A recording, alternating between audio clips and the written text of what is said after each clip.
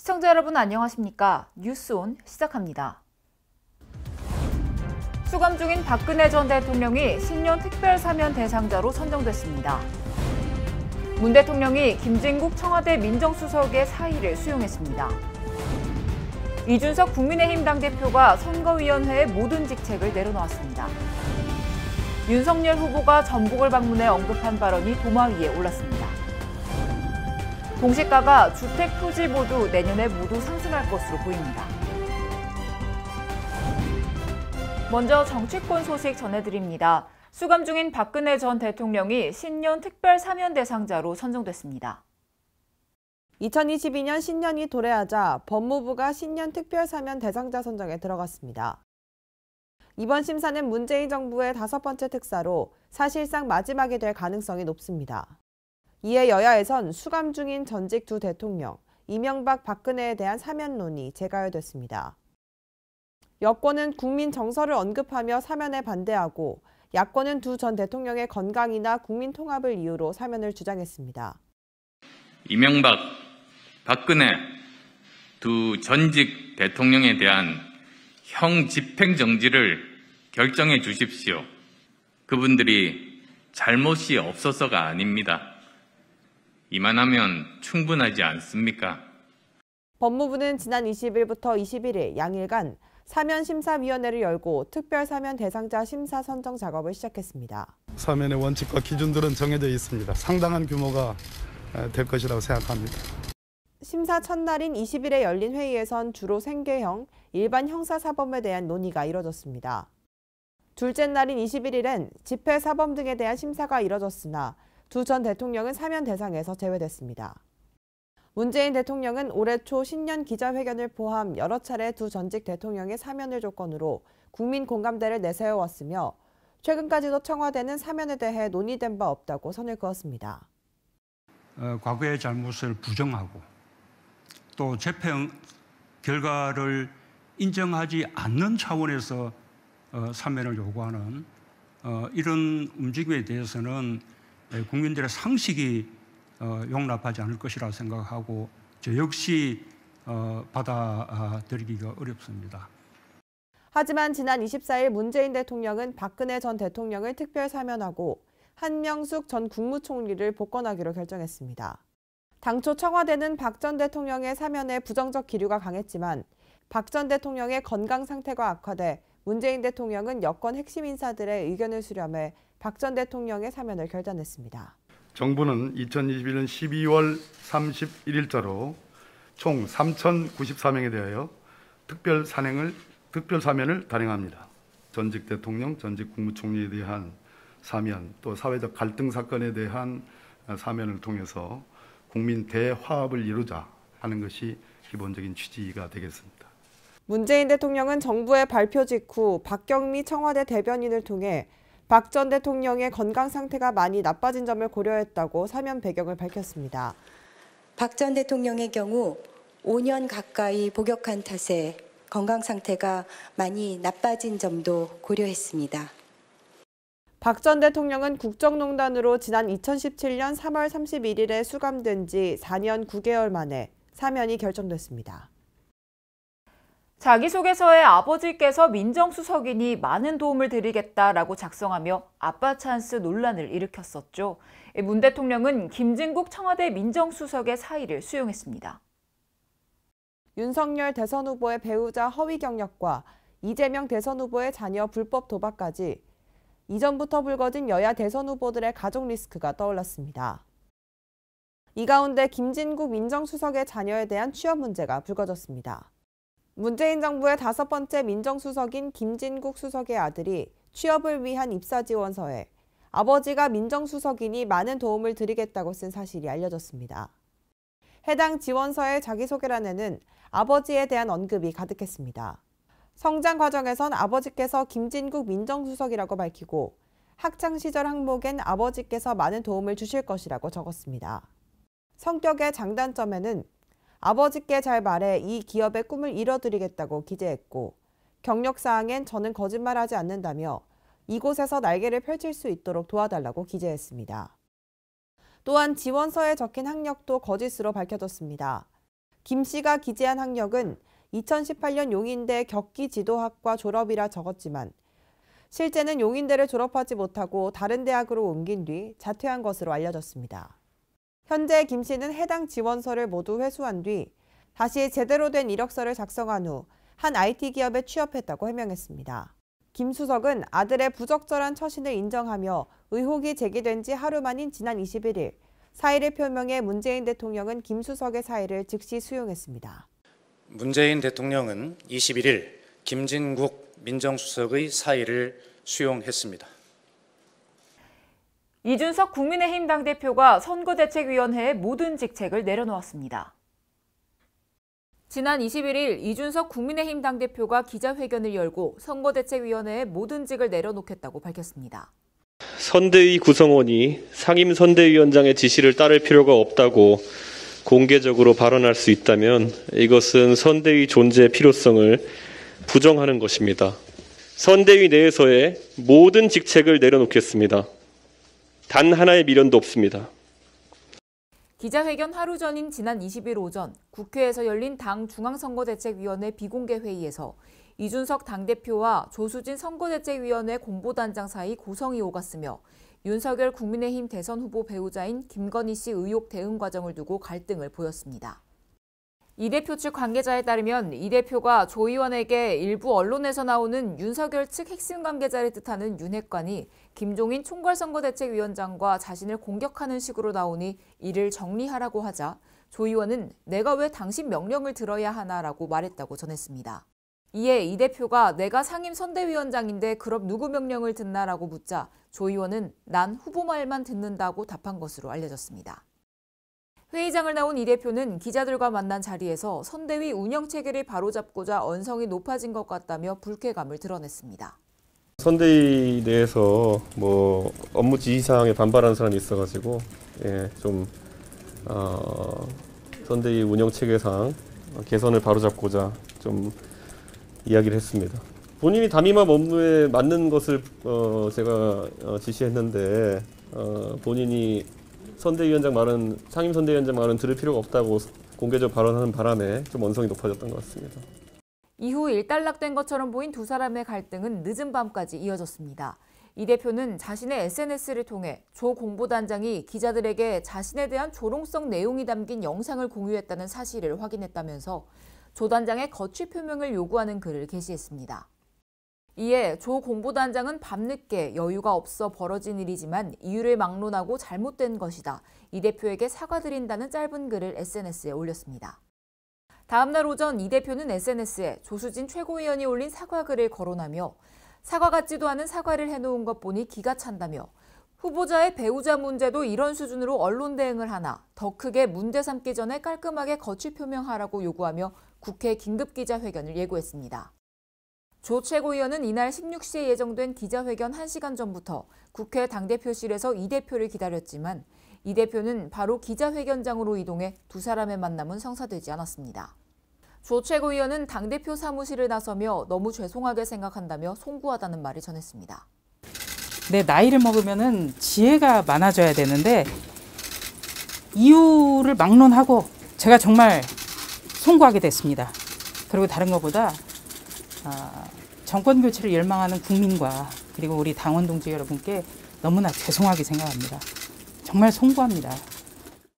조수진 공보단장은 이준석 대표의 기자회견 4시간 만에 개인 SNS에 사퇴 의사를 밝히는 글을 게시했으며 이 대표의 사퇴가 조수진 최고위원에게도 압박이 된 것으로 보이고 있습니다.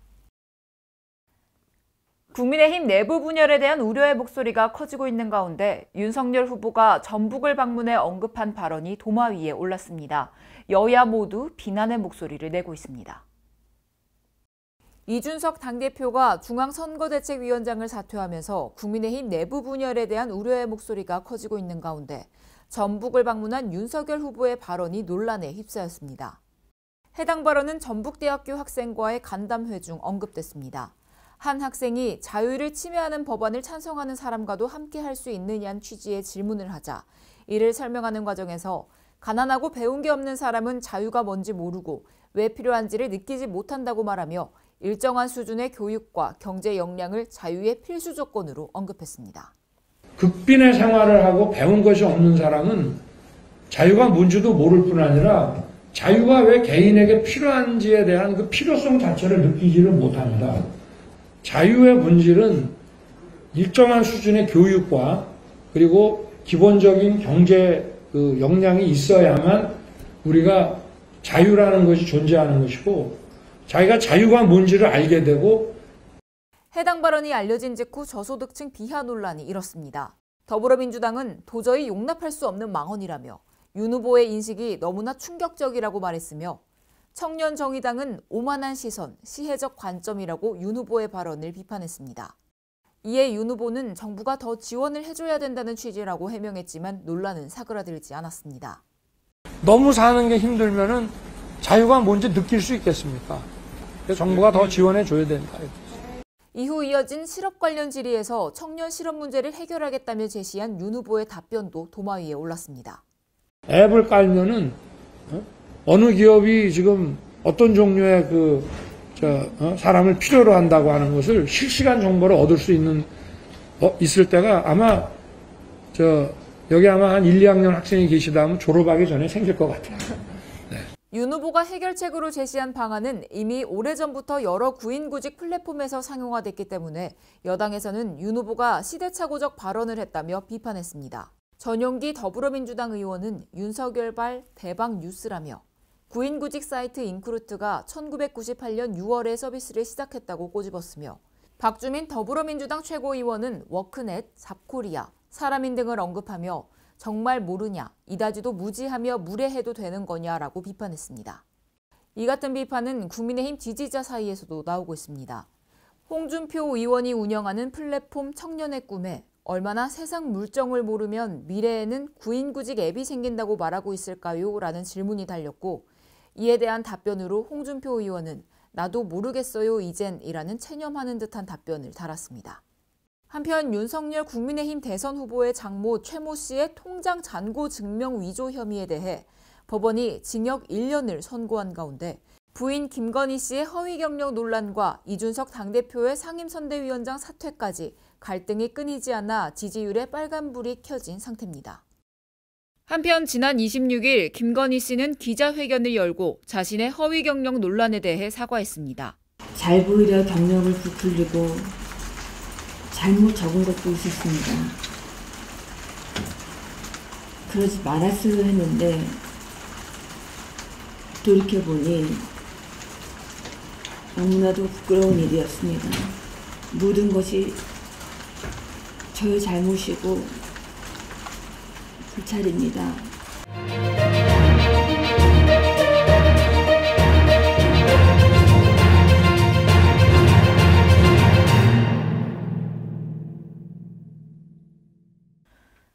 대장동 개발사업 특혜 의혹 사건의 참고인으로 조사를 받아오던 김문기 처장이 자신의 집무실에서 숨진 채 발견됐습니다. 앵커 브리핑 시작합니다. 이번이 대장동 의혹 핵심 관련자의 두 번째 죽음인데요. 이에 대장동 사건의 몸통을 둘러싼 의혹과 특검을 도입해야 한다는 이야기가 나오고 있습니다. 현 상황에 대한 각 언론사별 의견 살펴보겠습니다. 먼저 A일보는 김 처장의 사망으로 초과이익 환수조항 삭제에 당시 성남시장을 지낸 이재명 더불어민주당 대선 후보 측이 연루됐는지를 규명하는 게 쉽지 않을 것으로 보인다며, 김 처장의 유족도 22일 몸통은 놔두고 꼬리만 잘랐다며 강력히 반발했다고 말했습니다. 또 불행한 사태가 더 이어지는 것을 막으려면 여야가 특검 도입에 합의해 몸통 규명에 나서도록 해야 한다고 강조했습니다. 다음으로 B일보는 검찰이 미적대는 사이 대장동 윗선 실체를 알고 있을 조연들이 죽음으로 내몰리는 안타까운 사태는 특검의 필요성을 키우는 정황들이라고 말했습니다. 겉도는 검찰 수사 대신 특검으로 가야 한다는데 이재명 민주당 후보와 윤석열 국민의힘 후보 모두 동의한 상태인데, 여야는 임시국회를 열흘째 열어놓고도 대장동 특검 법안은 논의조차 하지 않고 있다고 말했습니다. 특히 후보들은 국민에게 특검 찬성을 외치고 여야는 국회에서 특검 추진을 뭉개는 이상한 정치 현실이라고 비판했습니다. 마지막으로 C일보는 이 사건 수사는 수천억 원대 개발 이익을 발생한 구조를 파헤치는 게 출발점이라며 민관 합동 개발 사업은 토지를 강제 수용하기 때문에 초과 이익을 얼마로 제한하느냐가 성패를 좌우한다고 말했습니다. 그런데 2015년 대장동 사업자 선정 과정에서는 이 초과 이익 환수 조항이 아예 삭제됐다며 이 조항을 누가, 왜, 어떻게 삭제했는지 확인하는 게 우선이라고 말했습니다. 대장동 의혹은 국민들에게 큰 분노와 박탈감을 안겨준 사건입니다. 흐지부지 넘어가지 않도록 특검 협의에 박차를 가해야 할 것입니다. 재산세 등 부동산 과세의 기준인 공시가가 주택, 토지 모두 올해보다 내년에 더 크게 오를 것으로 나타났는데요. 이에 대한 앵커 브리핑 이어갑니다. 국토교통부가 내년 전국 표준지 공시가가 올해에 이어 2년 연속 두 자릿수 상승률을 기록했는데요. 각 언론사별 의견 살펴보겠습니다. A일보는 공시가격 급등으로 인한 충격 체감도는 아파트와 연립 등 공동주택 공시가격이 공개되는 내년 3월에 절정에 달한다고 설명했습니다. 이어 올해와 같은 기준으로 내년 공시가격을 매긴다고 하면 상승률이 20%대를 넘어서 30%대까지 나올 가능성도 있다고 강조했는데요. 정부가 1주택 실수요자의 보유세 부담을 줄이기 위해 올해 공시가격으로 내년 보유세를 산정한 것은 다행이지만 대선용 원포인트가 아니라 보유세 전반을 정상화하는 계기로 작동해야 한다고 덧붙였습니다. B일보는 보유세 강화의 속도 조절이 필요하다고 판단하더라도 넘지 말아야 할 선이 있다며 정책 기조가 흔들리거나 후퇴한다는 신호를 내서는 안 된다고 강조했습니다. 그 이유에 대해서는 1주택 서민 중산층만이 아니라 고가 다주택자에게도 혜택이 돌아갈 수 있으며 실제로 적용하면 고가 다주택자들의 세금 감소 폭이 훨씬 크다고 덧붙였습니다. 현재 이재명 후보와 민주당 지도부는 다주택자 양도세 중과 유예를 계속 요구하고 있다고 말하고 있지만 홍 부총리는 시장 안정, 정책 일관성, 형평성 문제 등을 고려해 세제 변경 계획이 없다고 거듭 선을 긋는다고 설명했습니다. C일보는 정부 여당이 내년 발표될 공동주택 공시가격이 20% 넘게 오를 것으로 예상되자 대선에 미칠 악영향을 의식해 이런 결정을 한 것으로 보인다고 설명했습니다. 계속해서 선거가 가까워질수록 더 오락가락하는 여당의 부동산 정책 행보로 시장 혼란은 가중되고 있다고 꼬집었는데요. 세금 부담 증가가 진심으로 걱정된다면 이 후보와 여당은 부동산 정책에 대한 당의 정책 기조부터 확실하게 정리해야 한다고 강조했습니다. 공시지가 현실화는 조세 부담의 불형평성 해소뿐만 아니라 수많은 복지 제도에도 직접 영향을 미치는 만큼 신중한 검토를 통해 국민을 위한 정책을 내세워야 할 것입니다. 주말극 설강화 방영 중지 청원이 30만 명을 넘어섰습니다. 역사 왜곡 논란이 커지자 기업들은 잇따라 광고 협찬을 중단했고 청년 시민단체가 설강화 방송 금지 가처분 신청을 예고하는 등 사태가 커지고 있습니다. 청와대 국민청원 게시판에는 드라마 설강화 방영 중지 청원글이 올라왔습니다. 청원자는 1회에서 여주인공은 간첩인 남주인공을 운동권으로 오인해 구해줬다며 민주화 운동 당시 근거 없이 간첩으로 몰려서 고문을 당하고 사망한 운동권 피해자들이 분명히 존재한다고 말했습니다. 이러한 역사적 사실에도 불구하고 저런 내용의 드라마를 만든 것은 분명히 민주화 운동 가치를 훼손시키는 일이라고 주장했습니다. 또 배경음악으로 사용된 소라소라 푸르른 소라는 1980년대 민중가요로 민주화 운동을 하던 학생들이 부른 노래라며 민주화 운동을 수행하는 사람들의 고통과 승리를 역설하는 노래인데 그런 노래를 1980년대 안개부를 연기한 사람과 또 간첩을 연기한 사람 배경음악으로 사용한 것 자체가 용인될 수 없는 행위라고 비판했습니다. 마지막으로 청원인은 이 드라마는 OTT 서비스를 통해 세계 각국에서 시청할 수 있다며 다수의 외국인에게 민주화 운동에 대한 잘못된 역사관을 심어줄 수 있기에 더욱 방영을 강행해서는 안 된다고 강조했습니다. 한국 문화의 영향력이 점차 커지고 있는 현 시점에서 방송계 역시 역사 왜곡의 심각성에 대해 다시 한번 생각해 봐야 할 것입니다. 수도권 소식입니다. 송파구가 롯데월드타워에서 2021년 송파 청년정책 사업 성과보고회를 진행했습니다.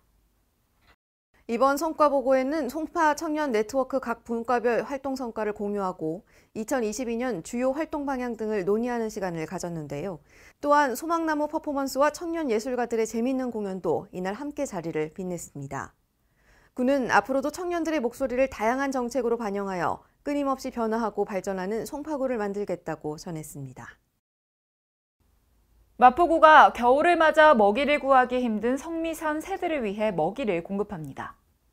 겨울을 맞아 먹이를 구하기 힘든 성미산 새들을 위해 마포구는 지역 환경단체와 협력해 겨울철 성미산 새들의 먹이를 공급합니다. 새 먹이 공급은 구에서 새 먹이를 지원하고 환경단체 산다움에서 지역의 초등학생 등 주민과 함께 성미산 일대에 먹이통을 설치하고 먹이를 보급하는 방식으로 진행됩니다. 이번 겨울 동안 총 150kg의 새 모이가 소진될 예정이며 재활용품을 이용해 직접 새 먹이통을 제작하고 이달부터 오는 2월까지 3개월 동안 총 10회에 걸쳐 소진된 먹이를 보충하는 활동을 하게 됩니다. 마포구는 지난 10월 성미산 새들을 위한 새집 달아주기 활동 등 지역 주민, 전문가 등과 함께 힘을 모아 자연과 인간이 공존하는 건강한 생태공원을 만들어 나가기 위해 최선을 다하고 있습니다. 마포구가 공공미술 프로젝트 공모예술의자 전시를 진행합니다. 일상회복과 감성충전을 위한 마포 공공미술 프로젝트 공모예술의자 전시가 진행됐습니다. 홍대 걷고 싶은 거리 만남의 광장 일대에서 공공미술 작품 공모를 통해 3일간 전시했습니다. 마포 지역에서 활동하는 예술가들에게 위로와 응원을 전달하고 지역민 모두에게 문화 향유의 기회를 마련했습니다. 공모작은 꽃길, 균형, 협업 등 다양한 주제를 자신만의 개성으로 표현한 작품들로 구성됐습니다. 의왕시 메이커 스페이스 메카랩이 관내 예비 창업자 및 일반인을 대상으로 가상 융합기술 콘텐츠 제작 과정을 개최했습니다. 4회차로 진행된 이번 프로그램은 XR이라고 불리는 가상 융합 기술을 이해하고 관련 콘텐츠 개발 지원 및 가상 현실 장비 체험 제공을 위해 마련됐습니다. 참가자들은 콘텐츠 제작 과정을 배우고 직접 만들어 이를 VR 장비를 통해 여러 사람들과 보고 움직이고 분해하는 등 온라인 품평 활동을 진행했습니다. 또한 구비된 다양한 장비로 가상현실 세계 활동을 다양하게 체험하는 시간을 가졌습니다.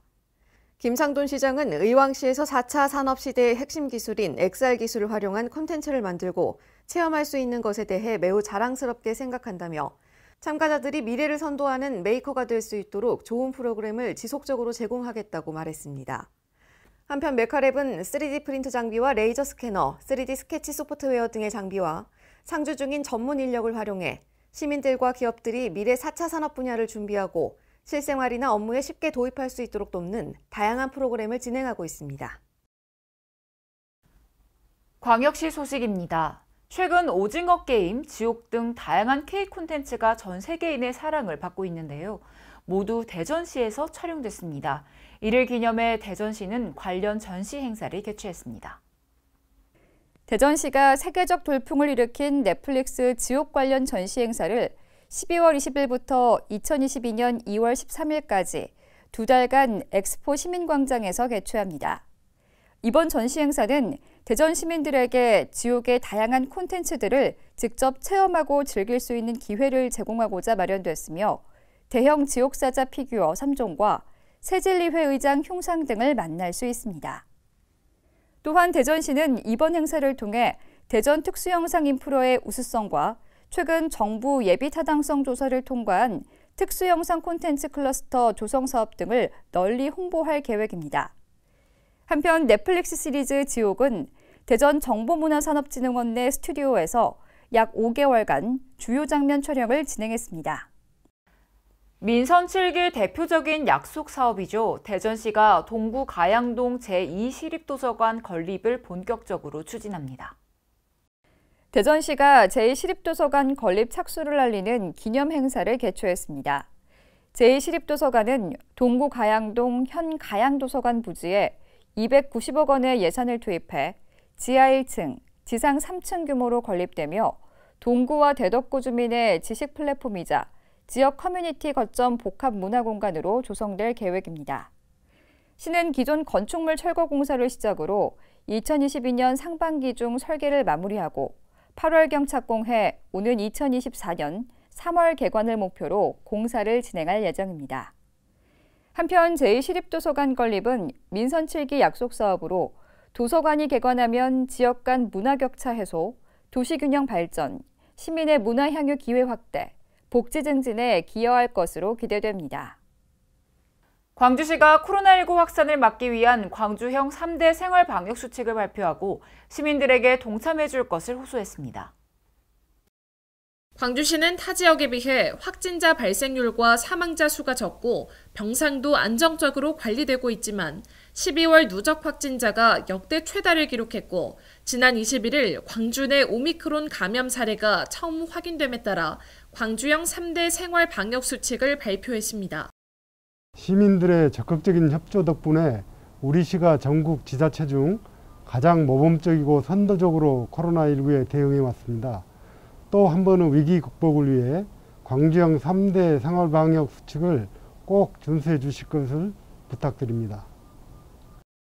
광주시는 식당을 이용할 때 공용 음식에 비말이 섞이지 않도록 별도의 집게와 젓가락을 사용해 음식을 개인 접시에 덜어 먹고 식음 시에는 가급적 대화를 자제하고 대화 시 마스크 착용을 당부했습니다. 아울러 악수 대신 목례 인사를 하고 꼭 필요한 경우에만 주먹 악수로 대체하며 2명 이상이 모일 때는 모든 실내외에서 반드시 마스크를 착용해달라고 강조했습니다. 광주시가 도시철도 2호선 공사로 인한 출퇴근 시간대 교통 불편을 최소화하기 위해 공사 구간 교통 혼잡을 집중 관리합니다. 광주시는 경찰청과 함께 혼잡이 심한 교차로의 직진교통 우선 처리를 위해 좌회전을 금지하고 우회토록 하는 등 공사 상황과 교통 여건에 맞춰 신호체계를 탄력적으로 조정할 예정입니다. 출퇴근 시간 교통 정체를 해소하기 위해 관련 기관 단체 협업 등 가능한 모든 대책을 동원해서 교통 혼잡을 줄여 나가겠습니다. 또 주요 교차로 21개소에서 교통 흐름을 유도하고 있는 모범 신호수를 현재의 2배 수준으로 추가 배치하고 내년 상반기까지 공사 구간 복공판을 90% 이상 설치하는 등 차로수 확보에 나설 방침입니다. 이와 함께 시내 곳곳에 설치된 전광판을 통해 출퇴근 시간 교통 상황을 실시간으로 알리고 공사 구간과 우회 구간을 사전에 안내하는 월별 사전 예고제 등을 추진해 교통 혼잡을 개선해 나갈 계획입니다. 계속해서 강원도 소식 전해드립니다. 평창군이 60세 이상 고령층의 신속한 코로나19 백신 추가 접종을 위해 위탁 의료기관이 부족한 면 지역을 대상으로 보건지소 방문 접종을 시행합니다. 이번 보건지소 방문 접종은 델타 변이 확산 및 돌파 감염 발생 등으로 백신의 예방 효과 제고를 위해 60세 이상 고령층 어르신들이 추가 접종을 받을 수 있도록 의사와 간호사, 행정요원, 구급요원 등 10명으로 이루어진 신속 대응팀 구성으로 운영합니다. 추가 접종 대상자는 총 855명으로 12월 14일부터 15일까지 355명은 미탄 보건지소에서 12월 22일부터 23일까지 500명은 봉평 보건지소에서 방문 접종 운영을 통해 접종을 시행했습니다. 또한 거동 불편자 및 이동 수단이 없거나 보건지소에서 접종을 희망하는 어르신들의 온라인 접근성이 낮음을 인식하고 해당 지역 면사무소 사전 신청 및 보건지소에서 현장 접수가 가능하도록 추진할 계획입니다. 행정군이 행정안전부에서 주관하는 2021년 맘편한 임신 통합 제공 서비스 실적 평가에서 우수 자치단체로 선정됐습니다. 맘편한 임신 통합 제공 서비스는 각 기관에서 제공하는 임신 지원 서비스를 한 번에 안내하고 통합 신청할 수 있도록 한 사업으로 군은 지난해 6월 시범지역으로 선정됐습니다. 군에서는 엽산제, 철분제 등 전국 서비스 9종과 자체 서비스 4종을 온라인과 오프라인으로 지원하고 있으며 임산부의 날 기념 워크온 연계 등 다양한 사업을 추진해 왔습니다. 한편 2021년 아토피 천식 예방관리 사업 강원도 평가에서도 우수기관으로 선정되어 강원도지사상을 수상합니다. 군은 2013년부터 아토피 천식 예방관리 사업을 추진해 왔으며 학교 및 유치원, 어린이집 44개 교를 대상으로 아토피 천식 안심 학교 운영, 알레르기 질환 안심숲 캠프 등을 운영해왔습니다. 충청도 소식입니다. 최근 국토교통부가 광역철도 활성화를 위한 지정기준 개선안을 마련했습니다. 현재 대도시 위주로 돼 있는 광역철도 지정기준을 지역 맞춤형으로 개선한다는 건데 세종시청이 기준 지점으로 추가돼 광역철도 수혜권이 늘어날 전망입니다. 국토교통부가 광역철도 활성화를 위해 광역철도 지정기준 개선 방안을 마련했습니다. 개선 내용은 현재 대전시청 기준으로 반경 40km 이내로 규정된 광역철도 지정기준을 50km 이내로 확대하는 겁니다. 대전시청에서 청주공항까지는 42.5km로 충청북도는 그동안 오근장역에서 환승해 청주공항을 이용하는 방안을 고려했습니다. 하지만 이번 조치로 충청권 광역철도 노선이 청주공항까지 직접 연결돼 이용이 더 편리해질 전망입니다. 게다가 세종시청이 기준 지점으로 추가돼 수혜 지역도 확대될 전망입니다. 세종시청이 기준 지점이 되면서 충북 진천과 영동, 충남 논산과 천안이 반경 구간에 포함됩니다. 이럴 경우 충청권은 다액 구조로 발전할 수 있는 계기를 마련할 수 있을 전망입니다. 국토교통부는 이번 개선 방안에 대한 의견 수렴을 위해 전국 16개 시도 관계자들을 대상으로 설명회를 진행할 예정입니다. 이후 내년 초 개선 방안을 확정하고 관련 법령 개정 절차를 진행할 예정입니다. 이어서 경상도 소식 전해드립니다. 인간의 탄생부터 100세를 넘어 노화하는 모습을 한눈에 볼 수 있다면 어떤 기분이 들까요? 양산시에서 첨단 기술을 통한 특별전 휴먼 라이프를 개최했습니다. 양산시는 오는 3월 31일까지 인간의 탄생부터 100세를 넘어라는 주제로 3D 과학체험관 특별전 휴먼 라이프를 양산 시내를 한눈에 내려다 볼 수 있는 특별한 공간인 양산타워 홍보관에서 개최하고 있습니다. 첨단 과학기술을 연계해 인간의 탄생, 성장과 노화, 건강한 삶을 체험형 콘텐츠로 전시한 이번 전시는 누구나 무료로 관람할 수 있으며 3D 과학체험관 홈페이지 사전 예약 후 관람할 수 있습니다. 오전 10시부터 총 7회차 50분 체험으로 회당 40명 제한으로 진행되며 자세한 내용은 홈페이지를 참조하면 됩니다. 전라도 소식입니다. 여수시가 국민권익위원회가 발표한 2021년도 공공기관 청렴도 측정 결과 시 단위 기초지방자치단체 중 최고 등급인 2등급을 달성했습니다. 여수시는 지난해보다 청렴도가 2단계 수직 상승했으며 특히 재세정 분야의 외부 청렴도와 인사 업무 내부 청렴도가 큰 폭으로 상승해 종합 청렴도 2등급을 받았습니다.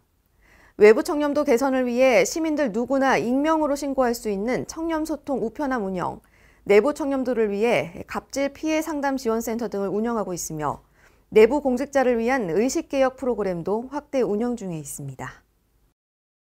여수시가 전라남도 주관 2021년 평생교육 운영평가에서 최우수상을 수상했습니다. 여수시는 지역 특성을 살린 프로그램 운영과 지역 민 취업 연계 조직 운영, 평생학습동아리 손말연구회의 수어 홍보 활동 등에서 높은 평가를 받았습니다. 한편 시는 웅천 이순신 도서관 1층 평생학습관에서 50여 개 프로그램을 운영 중이며 동네 강좌, 성인 문해교육 등 학습자들에게 다양한 프로그램을 지원하고 있습니다.